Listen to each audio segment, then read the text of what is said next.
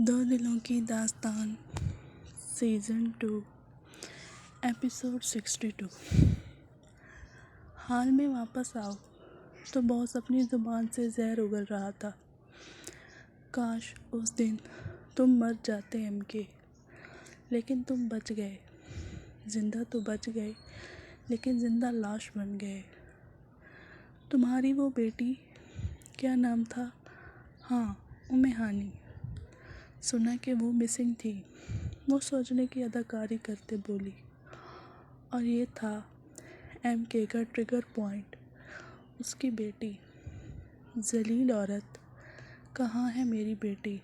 بتاؤ ورنہ میں تمہیں جان سے مار دوں گا۔ ایم کے دھاڑا تو وہ کہکا لگا کر ہنس پڑی، اتنا کہ اس کی آنکھیں پانی سے بھر گئیں۔ پتہ ہے ایم کے، وہ کھو گئی۔ میں نے اسے کڈنیپ کیا تھا اور پھر لندن سمگل بھی کیا تھا، لیکن تمہاری بیٹی کی قسمت اچھی تھی کہ وہ بچ گئی، زندگی سے بھی اور ہماری نظروں سے بھی۔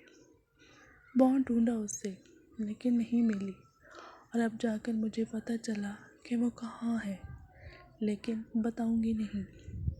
تمہاری تڑپ دیکھ کر میرے کلیجے میں جو ٹھنڈک پڑ رہی ہے نا، میں بتا نہیں سکتی۔ چلو نا، ساری سٹوری شروع سے شروع کرتے ہیں۔ مجاہد، میرب میرے گیسٹ آنے والے ہوں گے، کیا تم ریسیو کر لو گے انہیں؟ وہ ان دونوں کو وہاں سے بھیجنا چاہتی تھی، وہ بھی باس کی تم چھلے فرما برداری دکھاتے وہاں سے چلے گئے تھے۔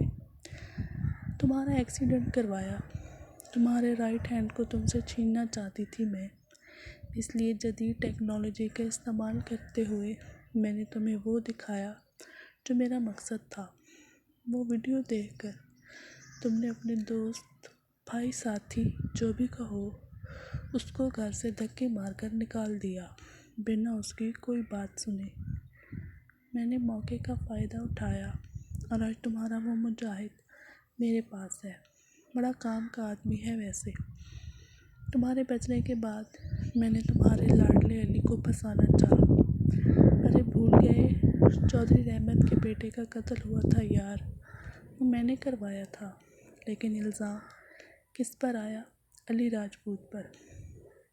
میں تو عبادت کی عزت کی دھجیاں اڑانا چاہتی تھی، لیکن ہر بار وہ بیچ میں آ گیا۔ شادی کے اگلے روز پولیس وہاں آئی۔ تم لوگوں کو مشکلات میں گھرا دیکھ کر بہت اچھا لگا تھا مجھے۔ نئی نویلی دلہن بیچاری عبادت شادی کے اگلے روز ہی بیوہ جیسی ہو گئی تھی، لیکن وہ بیوقوف چودھری قاسم پتہ نہیں کیوں علی کو رہا کروا دیا۔ مجھ سے چھپ کر کیا نا اس نے سب، انجام تو برا ہونا ہی تھا۔ خیر، اس کے بعد زاہد راجپوت، وہ بھی میرے دشمنوں کی فہرست میں دوسرے نمبر پر تھا۔ پہلے نمبر پر تم جو تھے ایم کے، وہ تنزیہ ہنستے بولی۔ میں نے دریاب راجپوت کو کڈنیپ کروایا اور اپنا بندہ وہاں بھیجا حویلی میں۔ ارا کی عزت مٹی میں ملا دی میں نے۔ وہ وہاں رہا اور تم لوگوں کو پتہ بھی نہیں چلا۔ بڑے آئے راجپوت اور خان، وہ سب پر طنز کرتے بولے، لیکن اسے اچھا بننے کا شوق چڑھ گیا تھا، مروا دیا۔ بیچارہ تڑپ تڑپ کر مرا۔ میں نے ظاہر پر بھی حملہ کروایا لیکن بچ گیا، بڑی کوئی ڈھیٹ ہڈی تھی۔ وہ بیچارہ رائم خواہ مخواہ میں پس گیا۔ دور بیٹھے رائم کو دیکھتے بولی، حویلی والوں کا جینا حرام ہو گیا تھا۔ شرمندگی، رسوائی، ذلت، کیا کیا نہیں برداشت کیا حویلی کے لوگوں نے۔ اس کے بعد دولاب خان کا بیٹا ساحل، خانوں کا سب سے چھوٹا، سب کا لاڈلا بیٹا، بڑی آسان مچھلی تھی، اس کے ذریعے ڈرگس کا دھندہ کیا اور آخر میں اسے ڈرگس کا عادی بھی بنا دیا۔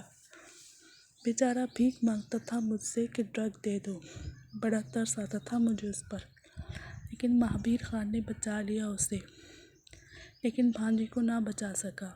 بیچاری کا بہت برا ایکسیڈنٹ ہوا تھا، بچ گئی، لیکن ٹائم پر بھی حملہ کروایا تھا لیکن اس کی قسمت بھی اچھی نکلی۔ کھول دو سب کو مرنا ہے تھوڑی دیر تک انہوں نے، کم سے کم آزادی سے تو مری، اپنے گارڈز کو اشارہ کرتی بولی۔ تو گارڈز نے آگے بڑھ کر سب کو کھولا، لیکن رکھا سب کو گن پوائنٹ پر۔ اب آتے ہیں ایم کے کی اصل بربادی کی طرف، یعنی کہ معصومہ خان۔ بڑا غرور تھا نا تمہیں اپنی بیٹی پر؟ کیا ہوا؟ بن بہائی ماں بن گئی وہ۔ تم نے کتنا منع کیا کہ دور رہو ولی سے، لیکن کیا ہوا؟ چھپ چھپ کر ملتی رہی اور تمہارے سر میں خاک ڈالتی رہی۔ سنا ہے کہ ولی نے اسے بیوی ماننے سے انکار کر دیا ہے اور بچہ بھی اپنانے سے انکار کر دیا ہے۔ ارے یہ بھی میرا ہی پلان تھا۔ ایم کے تمہاری بہو کا بھی پیچھا کیا، لیکن بچ گئی وہ بھی۔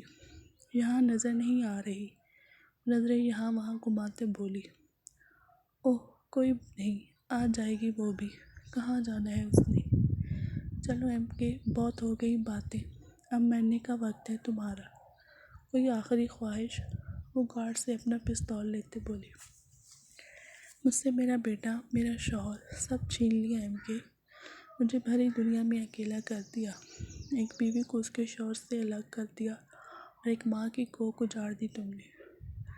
بھول گئے ہو نا؟ کوئی نہیں، میں یاد دلا دیتی ہوں۔ رضا درانی تو یاد ہوگا نا تمہیں، یا پھر بھول گئے؟ وہ بھول گئے تو یاد دلا دوں، ارم درانی میرا بیٹا، جسے تم نے اتنی بے دردی سے مار ڈالا۔ کیا قصور تھا اس کا؟ تمہاری بیوی سے شادی ہی تو کر رہا تھا وہ، لیکن تم نے عین شادی والے دن اس کو اغوا کر لیا، اسے اتنا مارا کہ وہ ہاسپٹل پہنچ گیا۔ پھر تو وہ ہٹ گیا تھا نا تمہارے راستے سے، جان سے کیوں مارا تھا اسے؟ وہ چیخ کر بولی۔ اپنی ناپاک زبان سے میری بیوی کا نام بھی مت لینا ثریا درانی۔ تمہارا بیٹا صرف میری بیوی کا ہی نہیں، ملک کی بیٹیوں کا بھی دشمن تھا۔ دشمن تھا وہ اس ملک کا، اس کی سزا تو پکی تھی۔ ایم کے نے دانت پیستے کہا۔ اسے وہ سارا وقت یاد آ رہا تھا جب اس ارم کی وجہ سے مروا کو اتنا کچھ برداشت کرنا پڑا تھا۔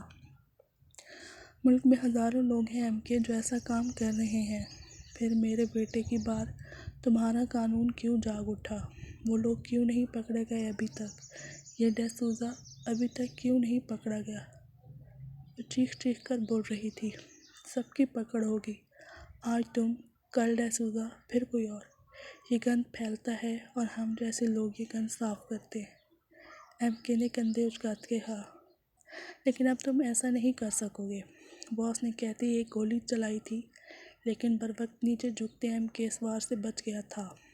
ان لوگوں کے پاس کوئی ہتھیار نہیں تھا اور باس کے لوگ ہتھیاروں سے لیس تھے۔ سب نے خود کو چھپایا لیکن بے سود۔ ایم کے نے جھک کر جوتا چیک کیا، لیکن وہاں اس کا خنجر نہیں تھا۔ میکال نے پینٹ کے بیلٹ کو دیکھا، لیکن وہاں کوئی بیلٹ نہیں تھا۔ رائم نے ہاتھ میں پہنی اپنی زنجیر دیکھنی چاہی، لیکن وہاں سے وہ زنجیر غائب تھی، مطلب ان کے خفیہ ہتھیار ان سے چھین لیے گئے تھے۔ لیکن وہاں کوئی تھا جس کے پاس ہتھیار تھے، جو باس اور اس کے آدمیوں سے اوجھل تھے، ہماری مائرہ خان۔ اس نے بالوں کا جوڑا کھولا تو شامل نے تپ کر اسے دیکھا۔ اتنے مردوں کے بیچ میں وہ بال کیوں کھول رہی تھی؟ لیکن سب کو حیرت کا جھٹکا لگا تھا۔ اس نے ہونٹوں پر انگلی رکھتے سب کو چپ رہنے کا کہا۔ وہ سب ڈبوں اور پلرز کے پیچھے چھپے ہوئے تھے۔ اس نے جوڑے سے ایک چھوٹی سی شیشی نکالی تھی، وہ چلی سپرے تھا۔ اس نے وہ شیشی آہستہ سے ایم کے کی طرف پھینکی تھی۔ اب وہ دونوں پاؤں سے اپنے ہیل نکال رہی تھی۔ ان ہیلز کو توڑا تو ان میں چھوٹے چھوٹے سے 2 چاقو تھے۔ ایک اپنے ہاتھ میں لیا اور دوسرا میکال کی طرف پھینکا۔ میکال نے فلائنگ کس پاس کی تھی بہن کو۔ ایم کے نے فخریہ نظریوں سے دیکھا اسے۔ یہ چھوٹے سے ہتھیار ہی ان کے لیے بہت تھے۔ جیسے ہی گارڈ ایم کے قریب آیا، اس نے وہ سپرے اس کی آنکھوں میں چھڑکا، جس سے وہ تڑپ کر پیچھے ہٹا۔ ایم کے نے ایک ہی جست میں اس سے پسٹل چھینی اور اسے جہنم واصل کیا۔ گارڈ اب ایک ساتھ حملہ کرنا چاہ رہا تھا۔ جو آدمی اب شامل کے پیچھے جا رہا تھا، میکال نے اس کی گردن میں چاقو گھسا دیا۔ اس کے ہاتھ سے پسٹل لیتے اور چاقو اس کی گردن سے نکالتے اسے وہیں پھینکتے آگے آیا۔ بس ان لوگوں کو ایک موقع کی ضرورت تھی اور ایم کے اور باقی سب نے بازی اپنے ہاتھ میں لے لی تھی، جبکہ باس نے سائٹ پہ جا کے کسی کو کال کی تھی۔ ابھی وہ لوگ مقابلہ کر ہی رہے تھے جب باس نے گولی ایم کے بازو میں ماری تھی۔ بڑے پاپا دائم کی نظر ایم کے پر پڑی، جو بازو پر ہاتھ رکھے لب پھیچے درد برداشت کر رہا تھا، لیکن اصل درد تب اٹھا جب باقی سب گھر والوں کو باس کے لوگ اور مجاہد اندر لائے۔ ماما، بابا، رائم کی نظر بلاول اور سعدیہ پر پڑی، جبکہ ایم کے اب پیچھے سب لوگ مروہ، صفا، جو بھی عمرہ کے لیے گئے تھے، سب کو باندھ کر اندر لایا جا رہا تھا۔ آپ سب یہاں کیسے؟ میکال نے مروہ کو سینے سے لگایا جو بہت زیادہ گھبرائی ہوئی تھی۔ ہمیں ایم کے کی کال آئی تھی، کہا کہ کچھ ایمرجنسی ہو گئی ہے تو آپ لوگ جلدی واپس آئیں۔ ظاہر نے بتایا تو ایم کے نے چھمبے سے اسے دیکھا۔ مروہ کی بھی اب نظر پڑی تھی ایم کے پر، بازو سے خون بھل بھل بہہ رہا تھا۔ ایم کے، یہ کیا ہوا؟ نزدیک آئی تو ایم کے نے ایک بازو اس کے گرد پھیلاتے خود سے لگایا۔ لیکن ظاہر، میں نے کوئی کال نہیں کی تھی، انفیکٹ آپ سب کو بتانے کے لیے میں نے آپ کو یہاں سے بھیجا تھا۔ وہ مروہ کا بازو سہلا رہا تھا جو اس کا زخم دیکھ کر روئے جا رہی تھی۔ کیسا لگا سرپرائز؟ باس کی آواز سن کر سب نے مڑ کر دیکھا۔ آپ؟ سب کے منہ سے یہی نکلا۔ ہاں میں۔ تم سب کو کیا لگا تھا میں چپ رہوں گی؟ مجھ سے میرا سب کچھ چھین لیا، اب تم سب کی باری۔ اس نے گارڈز کو اشارہ کیا تو گارڈ نے سب کو اپنی بندوقوں کو نشانے پر رکھا۔ ان سب کے پیچھے تم ہوگی میں نے سوچا بھی نہیں تھا۔ طاہر کو یقین نہیں آ رہا تھا کہ ان سب کے پیچھے ثریا درانی تھی۔ دوست تھا نا تمہارا رضا، لیکن تم نے دوستی کا خوب حق نبھایا طاہر۔ اس نے مروا دیا، اپنی بیٹی کو بچا لیا میرے بیٹے سے، اب سب کو کیسے بچاؤ گے؟ تم مجھ سے بدلہ لو نا، ان سب کو جانے دو، میری بیٹی کی وجہ سے وہ سب شروع ہوا تھا تو مجھے سزا دو، باقی سب کا کیا قصور ہے، جانے دو انہیں۔ طاہر صاحب نے سب کو دیکھا تو پھر دل پھٹنے کے جیسا ہو گیا۔ ایک کی سزا سب کو ملے گی، تمہیں تمہاری بیٹی کی وجہ سے، ایم کے کو اور اس کی فیملی کو میری فیملی مارنے کی وجہ سے، اور دولاب خان کو سزا میں نہیں کوئی اور دے گا۔ پارٹنر، اس کے بہت حساب نکلتے ہیں تم سے دولاب خان۔ ثریا چلتے ہوئے دولاب کے سامنے آ ٹھہری۔ کون ہے وہ اور اس کی مجھ سے کیا دشمنی؟ دولاب کو اپنا ایسا کوئی دشمن یاد نہیں آ رہا تھا۔ ڈاکٹر دردانہ تو یاد ہوگی نا ڈاکٹر دولاب؟ پیچھے سے آتی نسوانی آواز سن کر سب نے پیچھے مڑ کر دیکھا، جہاں ایک دردانہ کی ہم شکل آتی دکھائی دی۔ تمہارا دردانہ سے کیا تعلق؟ محمل نے پوچھا تو اس نے آگے آتے محمل کے بال اپنے بالوں میں ہاتھوں میں جکڑے۔ بال چھوڑ۔ دائم اور میکال دونوں دھاڑتے اٹھے جب پیچھے کھڑے گارڈز نے انہیں واپس پیچھے پھینکا۔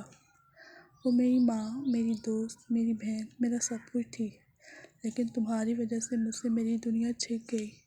محمل دولاب خان، کیا قصور تھا میری بہن کا؟ یہی کہ دولاب خان پر دل آ گیا تھا اس کا، شادی کرنا چاہتی تھی وہ اس سے، اس میں برا کیا تھا؟ لیکن دولاب نے میری بہن کو ٹھکرا دیا تمہاری وجہ سے، اس کو بے عزت کیا، ذلیل کیا، رسوا کر دیا اسے۔ پاگل ہو گئی تھی وہ اس کے انکار کے بعد۔ کتنی مشکلوں سے میں اسے واپس زندگی کی طرف لائی تھی، لیکن تم لوگوں نے اسے جان سے مار ڈالا۔ تم لوگوں نے ہم سے ہمارے جینے کی وجہ چھین لی، اتنی بے دردی سے مارا میری بہن کو کہ وہ دفنانے کے لائق بھی نہ تھی۔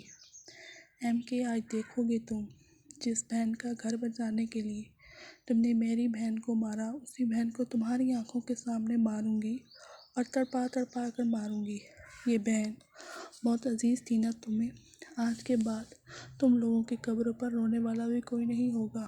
مجھے یعنی ربیکہ کو ساری دنیا یاد رکھے گی، دنیا انصاف دیکھے گی۔ تمہاری بہن ٹھیک عورت نہیں تھی، اس نے غلطی کی، بلکہ کئی غلطیاں کی تھیں، اس لیے اسے اس کے کیے کی سزا ملی۔ تم بہت غلط کر رہی ہو، میمن نے درد برداشت کرتے کہا۔ بکواس بند کرو اپنی، میری بہن غلط نہیں تھی، اسے غلط بننے پر مجبور کیا گیا تھا۔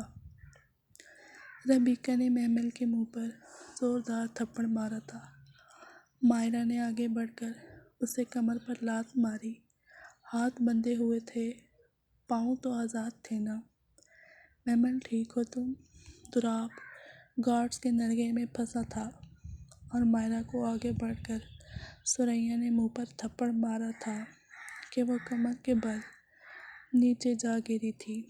مائرہ، ماہی، صفا، دائم، شامر، سب کی جان نکل گئی تھی اسے یوں گرتے دیکھ کر۔